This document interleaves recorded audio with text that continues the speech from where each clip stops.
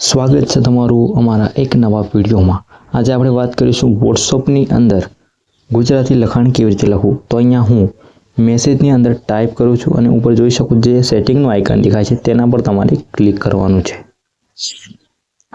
ત્યારબાદ ઉપરની સામે લેંગ્વેજ લખેલું છે તેના પર ક્લિક કરવાનું છે। ત્યારબાદ એડ કીબોર્ડ કરવાનું છે।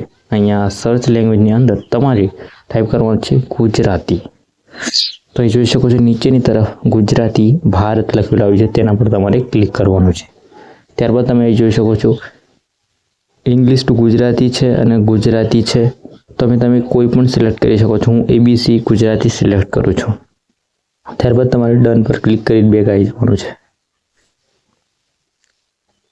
તો મેં આ સિલેક્ટ કરી લીધું છે અને હવે જોઈ શકો છો અહીંયા હું ટાઈપ કરું છું હાય। તો અહીંયા હું બધું શબ્દો આવી જશે।